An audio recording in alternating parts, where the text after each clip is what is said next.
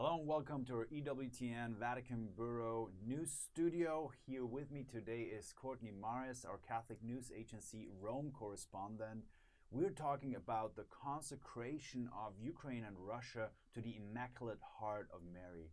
Courtney, thank you so much for being with us here today.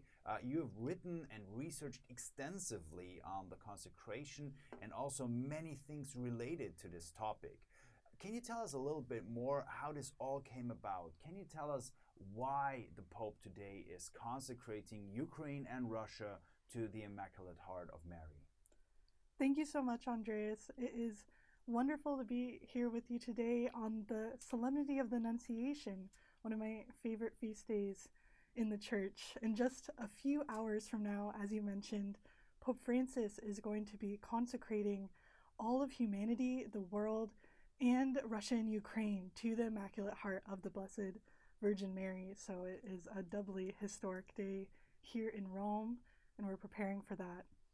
I'll say that I first heard about the idea that Pope Francis might be consecrating Russia and Ukraine to the Immaculate Heart of Mary because as I was researching and reporting on the Ukraine war, shortly after the full-scale invasion of Russia into Ukraine, I came across this letter that was written by the Latin Rite Catholic bishops in Ukraine, in which they asked Pope Francis to make a public act of consecration of both Ukraine and Russia to Mary's Immaculate Heart.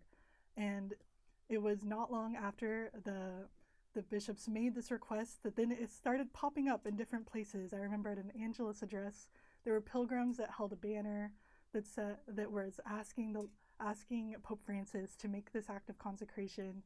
And then on the day that the Vatican announced that Pope Francis would be making the consecration on March 25th, the solemnity of the Annunciation, Pope Francis himself said that he is making this consecration in response to the many requests that he received from the Catholic faithful around the world. But this is not the first time, actually, that a pope is consecrating Russia to the Immaculate Heart, to Our Lady of Fatima. It has happened before. Can you tell us more about this? That's right, Andreas. There's actually been many consecrations to of the world to the Immaculate Heart of Mary throughout history since the apparitions that took place in Fatima, Portugal in 1917, in which Our Lady made this request. We've had multiple popes make the act of consecration publicly. St. John Paul II made it 3 times during his pontificate. And notably, John Paul II made the last act of the Marian consecration on the same day in history, on March 25th in 1984. But one thing some people have noted, looking at the text of the Marian consecration that Pope Francis is going to pray today, that unlike John Paul II, Pope Francis is going to mention Russia directly by name. It's a consecration of the entire world, all of humanity, to Our Lady. But then Pope Francis says, especially Russia and Ukraine during this time of war. Is that something? Do you think that maybe our Orthodox brothers and sisters in Russia, how will they react to this? How do you see their reactions? And I know you've been in touch also with people very close to that matter. Yeah, I have been researching some of the reactions of Christian faithful in Russia. I was only just a few days after the Vatican announced the consecration that the Catholic Archbishop of Moscow welcomed the consecration, that the Pope will be doing this publicly today. And actually, Catholics in Russia will be among those publicly joining the Pope in praying this consecration today. There will be a Mass offered by the Archbishop of Moscow in the Cathedral of the Immaculate Conception in Moscow, followed by, they'll be actually tuning in to the live stream, which EWTN will be offering today. They'll be tuning into the broadcast of the Pope's consecration in St. Peter's Basilica, and also praying along in Moscow. So that's something really extraordinary. So you also said EWTN is not only broadcasting this in many languages as we always do, but this time it's very special. We have it also in Russian language, and we have it translated here in Rome during the consecration. You will be following also the celebration as well. What do you expect? What will be special about it? Maybe you can also tell us a little bit more about the text of the consecration, because you mentioned to me before this interview that it is taking actually place on a day where we would have had the solemnity of penitence. No, so this is also plays an important role there. Yes, Pope Francis is making the act of consecration in the context of a penitential service that he'll be presiding over in St. Peter's Basilica, in which there will be many Catholic priests as well as pilgrims present in the Basilica who will be both hearing and making confessions, including Pope Francis himself, who will be hearing some people's confessions today. And it's in that context that Pope Francis will be making the consecration of the world to the Immaculate Heart of Mary. And what does that mean? Like, is there a deeper meaning in your opinion also for that? That we also have to look at our own sins, at our own failures, in order to be ready for peace as a society, maybe. I think definitely. When you look at the text of Pope Francis's consecration prayer that he will be praying today, the first part of the consecration is actually like he's making a confession on behalf of humanity himself, in which Pope Francis will say that he'll ask forgiveness from God for not having learned the lessons from the bloody world wars that have already taken place on the European continent, and he asks God's forgiveness for that. So that's one of the aspects of the prayer today that's particularly powerful. Wow. So he'll ask on behalf of mankind, really. Also acknowledging, of course, we are all sinners and we all have our faults and failures. But of course, when we look to the situation in Ukraine and how much suffering is also developing there, this is a very powerful step. Now, maybe you can tell us also a little bit more about this spiritual aspect of the consecration. Many who are not so close to the Catholic Church will wonder, well, you have God the Father, you have the Holy Spirit, you have Jesus. Now, why the consecration to Mary? Like, why do you go to the Mother of God and not directly to Jesus himself? Maybe you can shed some light on this as well for all the viewers that are asking themselves, why the consecration to Our Lady of Fatima? I think it's important to remember that with any act of Marian consecration, it's always an act of giving oneself to Jesus through Mary.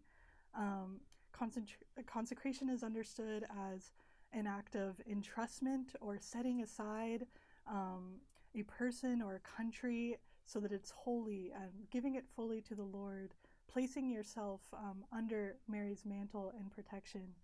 And one thing, every time I read through the text of the prayer that Pope Francis will pray today, I notice something new and interesting that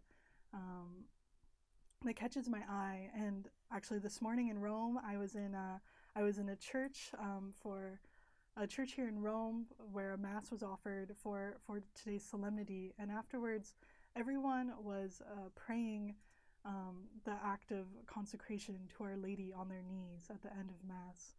And one of the line that really struck out to me this morning is that Pope Francis says, "Mary never ceases to lead us to Jesus, who is the Prince of Peace."